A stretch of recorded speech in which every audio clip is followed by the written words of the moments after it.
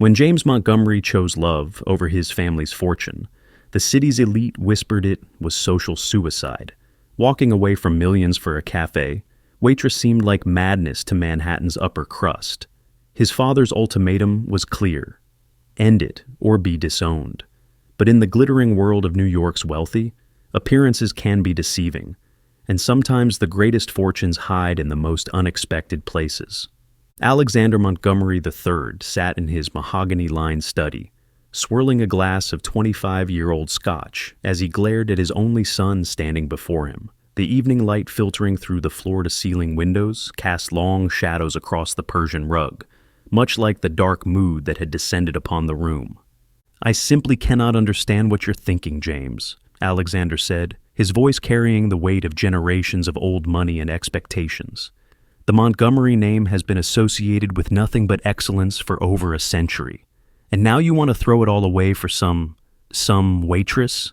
James Montgomery, 26 years old and already making waves in the architectural world on his own merit, stood his ground. Unlike his father, who wore a tailored Tom Ford suit even at home, James preferred simple jeans and a button-down shirt. It was just one of the many ways he had begun to distance himself from his father's suffocating world of old money and social climbing. "Her name is Emma, Father, Emma Chen, and she's not just a waitress. She's studying for her master's degree in environmental science." Alexander scoffed, setting down his glass with more force than necessary. "A waitress with student loans? How charming. Tell me, James, how exactly do you plan to maintain your position in society with someone like that by your side? The annual charity gala is coming up. Can she even afford a proper dress?" The casual cruelty in his father's voice made James's blood boil. "Emma is brilliant, kind, and hardworking. She works at that cafe to help pay for her younger sister's medical bills. That shows more character than anyone in your social circle has ever displayed." "Character doesn't maintain the lifestyle you've grown accustomed to," Alexander countered, standing up to pace the room. "What about Victoria Rothschild? She's been asking about you, you know. Her father and I are about to close a major deal, and a union between our families would be—" "I'm not a medieval prince, Father. I won't be part of your business arrangements disguised as marriages." James ran a hand through his dark hair, a gesture of frustration he'd inherited from his late mother. "I love Emma. She makes me happy. Why isn't that enough for you?" "Love?" Alexander spat the word as if it were poison. "Love is a luxury for people who don't have legacies to protect. Your grandfather built this empire from nothing, and your mother, God rest her soul, helped me expand it globally. And now you want to risk it all for some girl who probably doesn't even know which fork to use at a formal dinner." The mention of his mother stung James deeply. Caroline Montgomery had been the warmth in their cold mansion, the one who taught James that kindness wasn't weakness. She had died 5 years ago, and since then, his father had become increasingly obsessed with status and social climbing. "Mother would have loved Emma," James said quietly.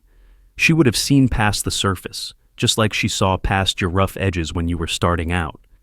Alexander's face turned purple. "Don't you dare! I came from a respectable family, even if we weren't as wealthy then. This girl, this Emma, she's completely beneath us. Have you even bothered to look into her background? Unlike you, Father, I don't hire private investigators to check on everyone I meet." James straightened his shoulders, making his decision.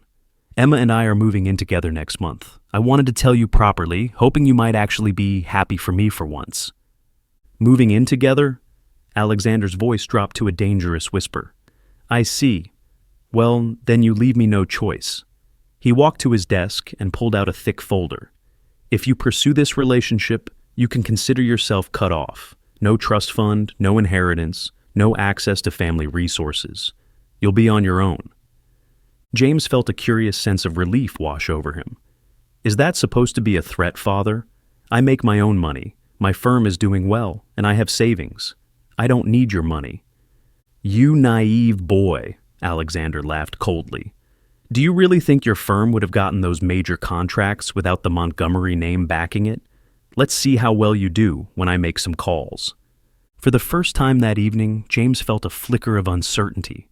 His father's influence in the business world was indeed substantial, but then he thought of Emma's smile, of her determination as she balanced work and studies, of how she spent her free time volunteering at animal shelters despite her exhausting schedule. Do what you must, Father. But remember this moment. Remember that you're the one choosing to destroy our relationship, not me." Alexander turned his back, facing the window. "You have until the end of the week to come to your senses. After that, you're no longer my son." James took one last look at his father's rigid posture, at the room that had once been his childhood refuge when his mother would read him stories in the window seat. "Goodbye, Father." He walked out of the study, out of the mansion, and into the warm evening air. His phone buzzed with a text from Emma. "Hope it went okay. Made your favorite dinner just in case. Love you."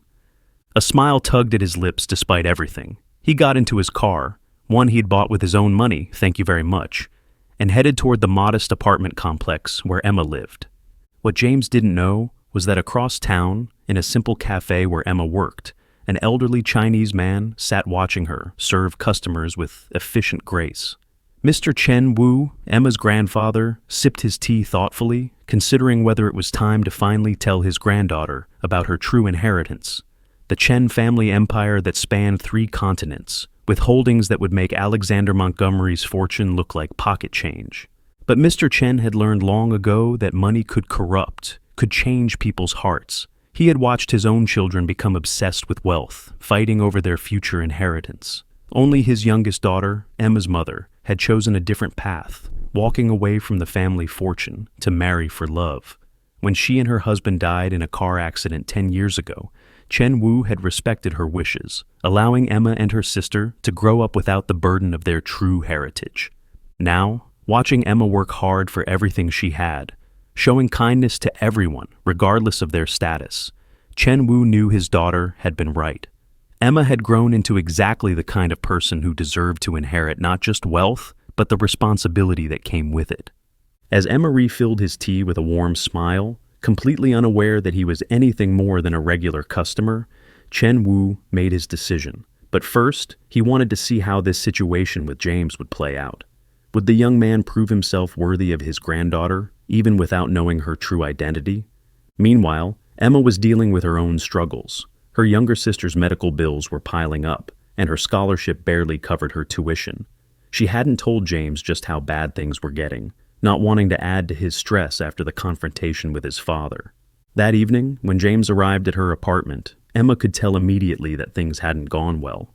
She wrapped him in a tight hug, breathing in the familiar scent of his cologne mixed with the leather of his car seats. "That bad, huh?" she asked, leading him to her small but cozy kitchen, where a pot of his favorite beef stew simmered on the stove. James sank into a chair at her tiny kitchen table. "He gave me an ultimatum. Either I end things with you, or I'm cut off completely. No inheritance, no family connections, probably no clients either." Emma's heart sank. She knew how hard James had worked to build his reputation in the architectural world. "James, maybe we should—" "Don't," he interrupted, taking her hand. "Don't even suggest we should end things. I don't care about the money or the connections. I'll start over if I have to." Emma bit her lip, thinking of her sister's mounting medical bills, of her own student loans. "But your father's right about one thing. I am bringing financial complications into your life. My sister's condition isn't getting better, and the new treatment her doctors want to try isn't covered by insurance." "Then we'll figure it out together," James said firmly. "I have savings, and my firm has some solid contracts that even my father can't touch. We'll make it work." What neither of them knew was that Victoria Rothschild, James's father's preferred match, had her own plans in motion. As the daughter of one of New York's most prominent banking families, she wasn't used to being rejected, especially not for a waitress. Victoria stood in her penthouse office, manicured fingers drumming against her desk as she reviewed the private investigator's report on Emma Chen. There had to be something she could use, some skeleton in the closet that would drive James away. The fact that he'd chosen a penniless waitress over her still made her blood boil. "Miss Rothschild," her assistant's voice crackled through the intercom. "Mr. Montgomery, the senior, is here to see you." A smile curved Victoria's red lips. "Send him in, Patricia." Alexander Montgomery looked tired as he entered her office, the weight of his conflict with James evident in the new lines around his eyes. Victoria gestured to the leather armchair across from her desk. "Alexander, what a pleasant surprise. Scotch?" "Please," he said, loosening his tie slightly. I assume you've heard about James's situation? Victoria poured them both generous measures. The whole city is buzzing about it. The Montgomery heir throwing everything away for a waitress. It's quite the scandal. She handed him his drink. But perhaps we can help each other. Meanwhile, James was discovering that his father's influence ran deeper than he'd imagined. 3 major clients had already pulled out of deals with his firm, citing restructuring and budget constraints. His business partner, Marcus, was starting to panic. "James, we need those contracts," Marcus said, pacing their office. "The Riverside Development Project was supposed to keep us afloat for the next year. Without it..." He let the sentence hang. James rubbed his temples, fighting a growing headache. "I know, Marcus. I'm working on it. I have a meeting with some new investors next week." "And how exactly are you going to explain why Alexander Montgomery, your own father, is actively working against his son's firm?" Before James could respond, his phone buzzed. It was Emma. "James, I need to tell you something." Her voice was shaking slightly. "Someone's been asking questions about me at the cafe. Not just regular questions. They've been talking to my coworkers, asking about my background, my family." James felt his stomach clench. This had his father's fingerprints all over it. "Don't worry, I'll take care of it." But Emma wasn't finished. "There's more. The hospital called. They're refusing to continue Lisa's treatment unless we can make a substantial payment up front. They're saying there's been some issue with our payment plan arrangement." James gripped his phone tighter, fury building in his chest. His father was now targeting Emma's sick sister. This was a new low. Across town, Chen Wu sat in his modest apartment, reviewing reports from his own investigators. The Montgomery family's attempts to dig into Emma's past had not gone unnoticed. So far, his people had managed to keep Emma's true identity hidden, but he worried about how long that could last. His phone rang, a secure line from Hong Kong. "Mr. Chen," his chief advisor's voice was urgent. "The board is getting restless. They're demanding to know when you'll officially announce your successor. The Chen Group's shareholders are concerned about the leadership transition." Chen Wu gazed at a photo on his desk. Emma, at 5 years old, sitting on her mother's lap, both of them laughing at something outside the frame. "Tell them to be patient. We're about to enter a crucial phase." That evening, Emma worked a double shift at the cafe, trying to earn extra money for her sister's medical bills. Her feet ached, and she'd had to deal with more than one condescending customer who'd clearly heard the gossip about her relationship with James. But it was the elegant woman sitting in the corner who made her most uncomfortable. Victoria Rothschild had been there for hours, ostensibly working on her laptop, but Emma could feel her calculating gaze following her every move. Finally, as Emma was clearing nearby tables, Victoria spoke. "You know, it's admirable, really." Victoria's voice dripped with false sympathy. "Fighting so hard for a world you'll never truly belong in." Emma straightened her spine. "I'm not fighting for any world, Miss Rothschild. I'm just living my life." Victoria's smile turned predatory. "But at what cost to James? His firm is crumbling, his reputation in tatters. And now I hear his father is considering writing him out of the will entirely." She leaned forward. "Is that really what you want for him? To watch everything he's worked for disappear?" Before Emma could respond, an elderly customer at one of her tables waved for her attention. It was Mr. Chen, the kind regular who always left generous tips and asked about her studies. Emma excused herself, grateful for the interruption. But as she walked away, she couldn't shake Victoria's words. Was she really destroying James's life? And why did Mr. Chen suddenly seem to be watching their interaction with such intense interest? What none of them realized was that the real storm was just beginning. In Hong Kong, Singapore, and New York, the whispers were starting. The reclusive CEO of the Chen Group was finally making moves to announce his successor. And in the cutthroat world of international finance, such transitions rarely happen smoothly. The following week brought more challenges than either James or Emma could have anticipated. James's firm lost 2 more major contracts, and rumors began circulating in architectural circles that he was difficult to work with, a reputation death sentence in their industry. Marcus was now seriously considering leaving the partnership. Emma's situation wasn't any better. Her sister Lisa's health had taken a turn for the worse, and without the specialized treatment they couldn't afford, her doctors were becoming increasingly concerned. The weight of it all showed in the dark circles under Emma's eyes, and the way her cafe uniform hung looser on her frame. One rainy Tuesday morning, Emma arrived at work to find an envelope waiting for her. Inside was a cashier's check for exactly the amount needed for Lisa's treatment, along with a note in elegant handwriting. Consider this a gesture of goodwill. All you have to do is walk away. VR. Emma's hands shook as she stared at the check. It was enough money to save her sister, to pay off her student loans, to solve so many problems. But the cost. Meanwhile, in a private dining room at the Manhattan Club, Alexander Montgomery was having lunch with Harold Rothschild, Victoria's father.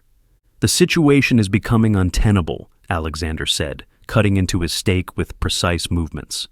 "James is proving more stubborn than I anticipated." Harold nodded sympathetically. "Young love can be quite inconvenient. But Victoria tells me she's made some progress. It's only a matter of time before the girl realizes she's out of her depth." What neither man noticed was Chen Wu sitting at a nearby table, seemingly absorbed in his newspaper, but catching every word.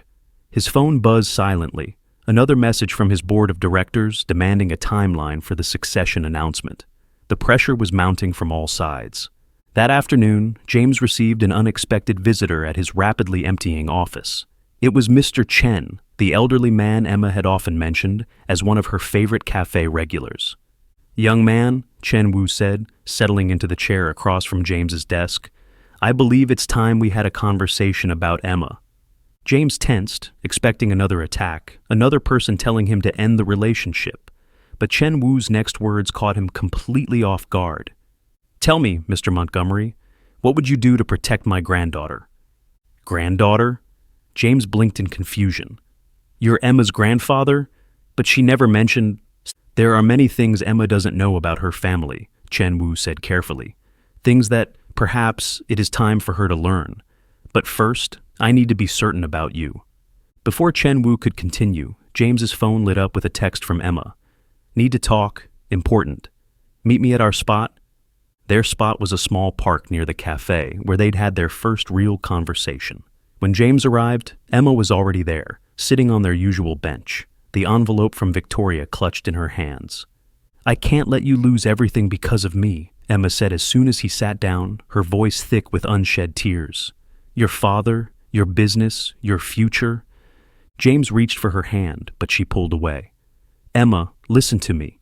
"No, you listen," she interrupted. "Victoria offered enough money to pay for Lisa's treatment, all of it, and she's right. I'm destroying your life. Maybe we need to be practical about this." "Practical?"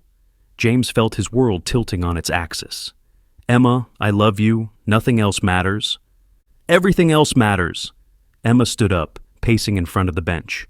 "Your firm is failing. Your father is never going to accept this. And now, Lisa—" Her voice broke. "I can't watch my sister suffer when there's a solution right in front of me." What Emma didn't see was Chen Wu standing in the shadows of a nearby tree, watching the scene unfold with keen interest. The moment that would define his granddaughter's future, and the future of his entire empire, was approaching faster than he'd planned. And in her penthouse office, Victoria Rothschild was already composing the press release announcing her engagement to James Montgomery, confident that her plan was working perfectly. But she'd made one crucial mistake in her investigation of Emma Chen. She'd failed to look deep enough into the history of Chen Wu's conglomerate, failed to notice the carefully hidden connections that led all the way back to the most powerful business empire in Asia. The atmosphere in the park grew heavier as storm clouds gathered overhead, matching the tension between Emma and James.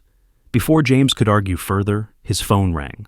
Marcus, with news that couldn't wait.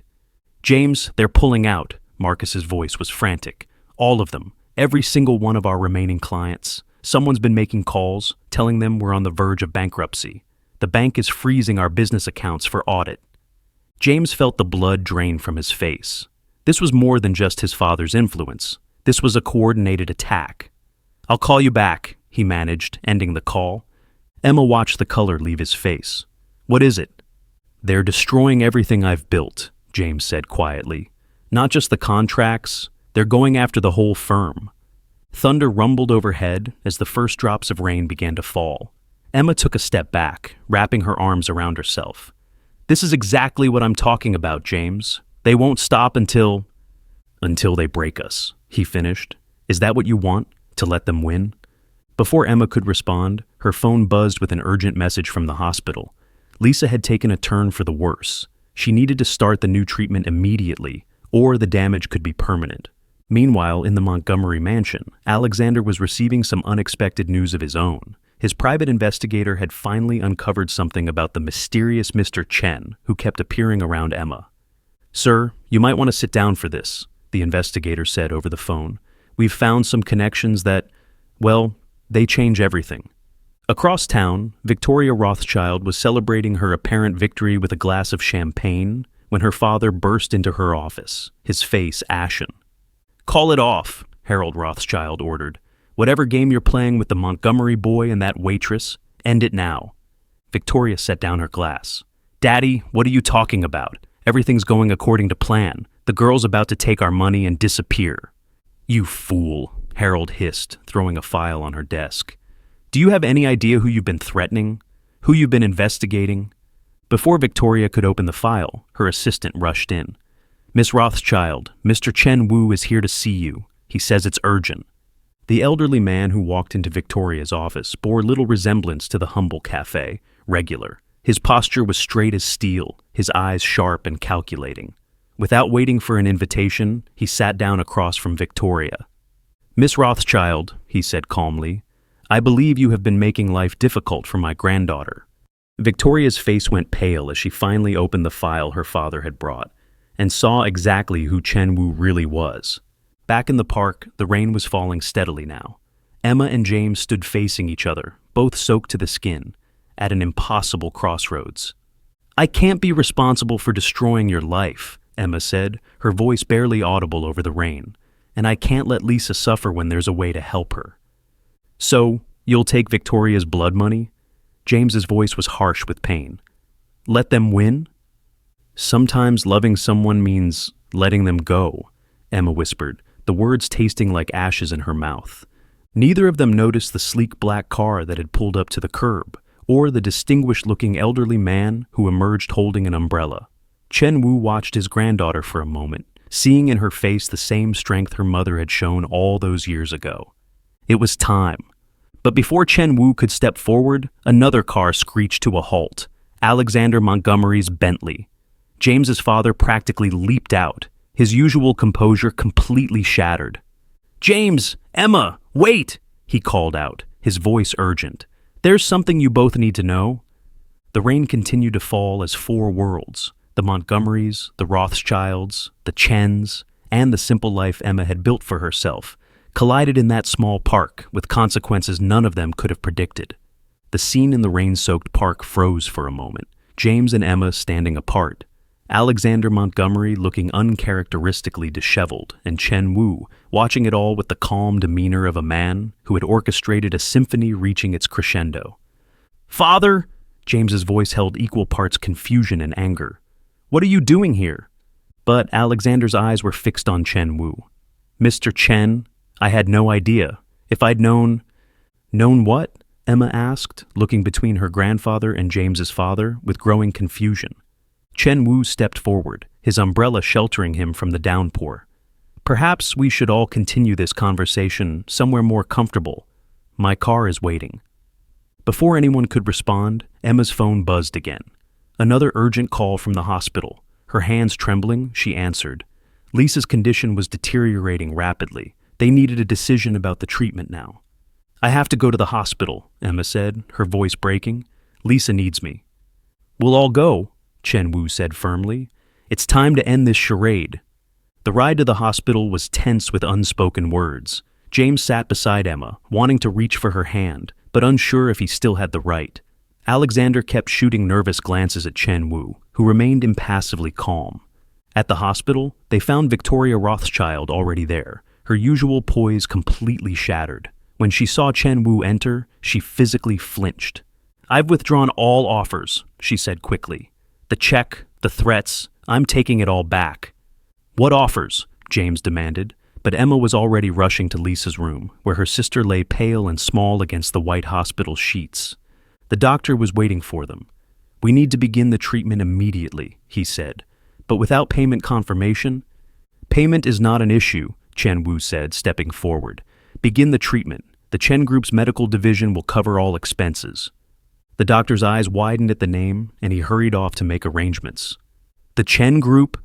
Emma turned to her grandfather, really looking at him for the first time. What's going on? Chen Wu gestured for everyone to sit in the private waiting area. Even Alexander Montgomery seemed to defer to his authority. Emma, Chen Wu began, there's something I should have told you long ago. Your mother, my daughter, made me promise to let you grow up without the burden of our family's wealth and influence. She wanted you to develop your own character, free from the corruption she had seen money bring to others. Emma sank into a chair, her world tilting on its axis. What are you saying? The Chen Group is one of the largest conglomerates in Asia, Alexander spoke up, his voice unusually subdued. When my investigators finally made the connection between you and Mr. Chen, well, let's just say the Montgomery fortune is a drop in the ocean compared to your family's holdings. Victoria, who had been hovering near the door, let out a shaky laugh. Drop in the ocean? The Chen Group could buy and sell every fortune in New York 10 times over. James stood up abruptly. So, this whole time, while my father was calling Emma a gold digger, while you were trying to bribe her to leave me, he ran his hands through his wet hair in frustration. The irony is not lost on me, Chen Wu said dryly. But this was never about money. This was about character, yours and Emma's. He turned to his granddaughter, his eyes softening. Your mother would be proud of the woman you've become. You've shown the same strength she did, the same willingness to sacrifice everything for love. But now it's time for you to take your place in the family. Emma's head was spinning. But the cafe, my studies, will continue if that's what you want, Chen Wu assured her. But there are also responsibilities waiting for you. The Chen Group needs an heir who understands the value of hard work, who has compassion for others, who can't be corrupted by power. Alexander cleared his throat. James, son, I owe you an apology. I was so focused on maintaining our family's status that I couldn't see what was right in front of me. You saw in Emma what I should have seen, true character. But James wasn't listening to his father. He was watching Emma, seeing the weight of revelation settling on her shoulders, wondering if this changed everything between them. Little did any of them know that in Hong Kong, Singapore, and London, the news was already spreading through exclusive circles. The mysterious heir to the Chen fortune had been found, and the balance of power in Asia's financial world was about to shift dramatically. The hospital waiting room had become an unlikely stage for the unfolding drama. Emma sat in silence, processing the revelation that had turned her world upside down, while James paced nervously near the window. Victoria had retreated to a corner, her phone buzzing constantly with messages she was too afraid to read. There's more, Chen Wu continued, his voice gentle but firm. The board is meeting in Hong Kong next week. They expect us, you, to be there. Hong Kong? Emma's voice cracked. But Lisa will receive the best care available, Chen Wu assured her. I've already arranged for her transfer to our private medical facility in Singapore once she's stable. Their research department has been developing treatments that aren't even available in the US yet. Alexander Montgomery cleared his throat. About James's firm has already been removed from any blacklists, Chen Wu said smoothly. Though I suspect you'll find, James, that you'll have more offers than you can handle once word gets out about your connection to the Chen Group. James shook his head. I don't want success based on your connection to Emma's family, Chen Wu finished for him. Just as she didn't want success based on her connection to mine. Perhaps that's why you're perfect for each other. The doctor returned then, bringing news that Lisa's treatment had begun and was showing promising early results. Emma sagged with relief, and James instinctively moved to support her. There are papers you'll need to sign, Chen Wu told Emma. Documents that will officially acknowledge your position as heir to the Chen Group. But first, he pulled out his phone and made a brief call in Mandarin. Moments later, a distinguished-looking woman in a sharp business suit entered the waiting room, carrying a thick folder. Miss Chen, I'm Gloria Wong, your grandfather's chief counsel. We need to discuss the matter of your prenuptial agreement. Prenuptial? Emma blinked. But I'm not yet, Chen Wu said with a slight smile. But I assume that was the direction things were heading before all this drama began? James and Emma exchanged startled looks. With everything that had happened, their relationship's future had been thrown into uncertainty. But Chen Wu wasn't finished.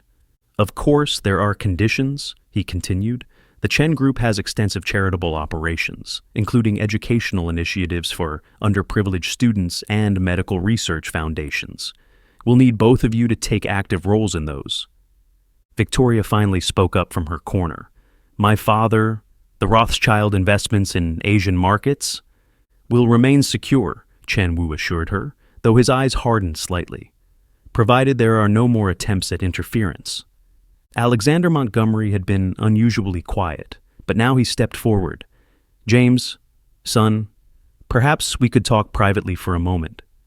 As father and son stepped into the hallway, Emma turned to her grandfather. Why didn't you tell me sooner? Chen Wu's expression softened. Your mother believed that true character is revealed not in abundance, but in scarcity. She wanted you to know struggle, to understand the value of hard work, to learn empathy for those who have less. And she was right. Look at the woman you've become. Gloria Wong cleared her throat. Miss Chen, there are some pressing matters we need to discuss. The board meeting in Hong Kong isn't the only challenge ahead. The Asian financial press is already speculating about your existence, and several rival business groups are. But Emma held up her hand. Can it wait? Can everything wait until I know my sister is stable? Chen Wu nodded approvingly. Family first. That's exactly the kind of priority we need in the next generation of leadership.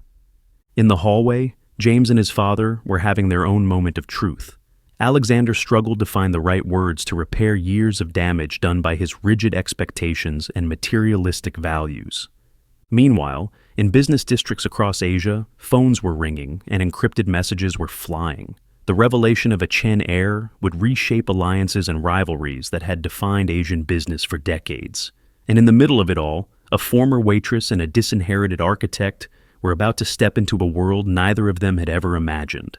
In the sterile hospital hallway, Alexander Montgomery struggled to find words that could bridge the chasm he'd created with his son. I was wrong, he finally said, his voice rough with emotion. Not just about Emma, about everything. I've spent so many years focused on maintaining our family's position that I forgot what family actually means. James leaned against the wall, exhausted. It's not just about Emma, Father. It's about you never trusting me to make my own choices. Never seeing me as anything but an extension of your legacy. Meanwhile, Gloria Wong was briefing Emma on the immediate challenges ahead. The Singapore Exchange has already suspended trading in several Chen Group subsidiaries due to unusual market activity. We need to make a formal announcement soon.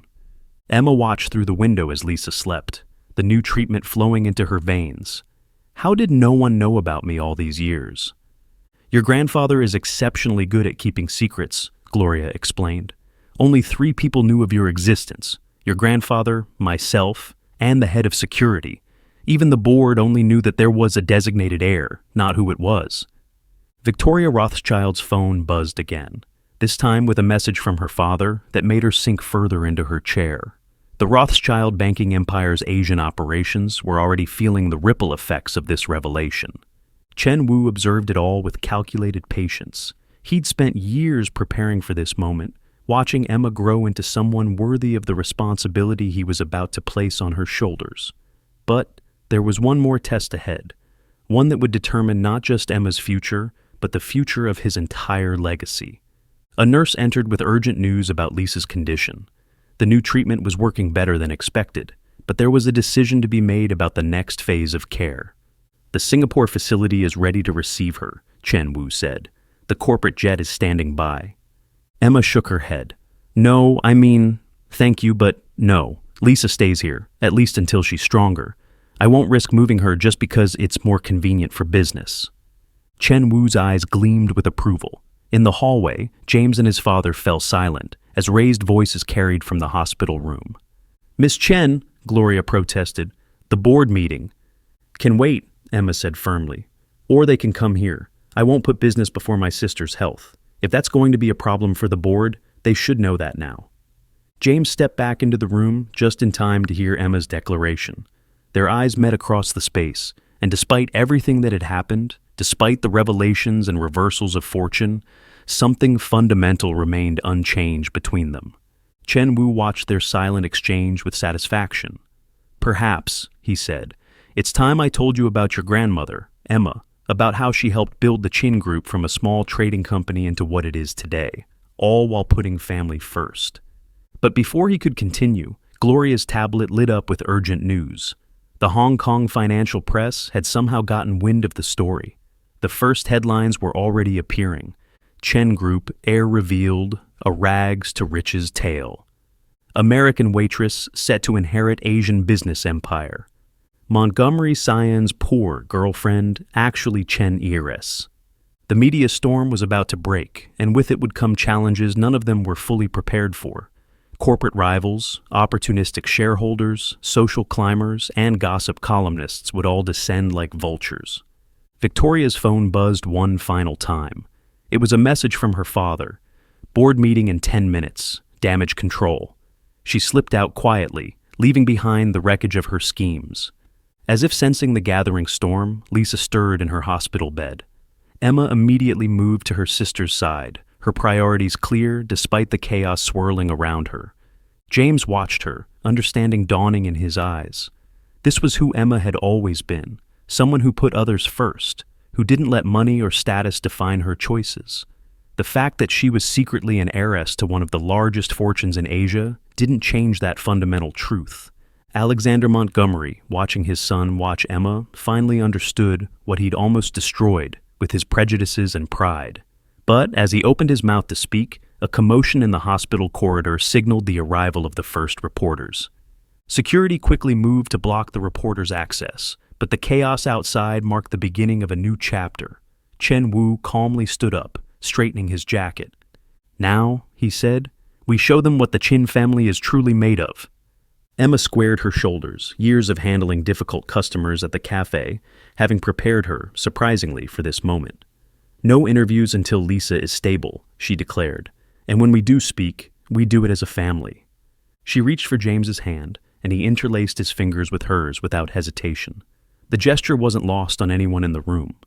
Over the next few months, the story played out across international media, but not in the way anyone expected. Instead of a scandalous exposé, it became a tale of integrity and love, triumphing over prejudice and materialism. Emma's continued work at the cafe, despite now being one of the wealthiest women in Asia, made headlines. Her insistence on completing her environmental science degree and implementing green initiatives across the Chen Group's industries earned respect from both environmentalists and business leaders. James's architectural firm, free from his father's shadow, flourished on its own merits. His innovative designs for sustainable corporate headquarters caught the attention of the international architecture community. When he and Emma finally married a year later, it was in a simple ceremony focused on family and close friends, though the guest list included some of the most powerful people in the world. Victoria Rothschild, after some soul-searching, redirected her family's banking interests toward environmental and social responsibility initiatives, often collaborating with Emma on joint ventures. Her father would later admit it was the best business decision they'd ever made. Alexander Montgomery found redemption in becoming a different kind of father and grandfather, one who valued character over status. He and Chen Wu would often share meals together, two patriarchs learning from their children how to balance tradition with progress.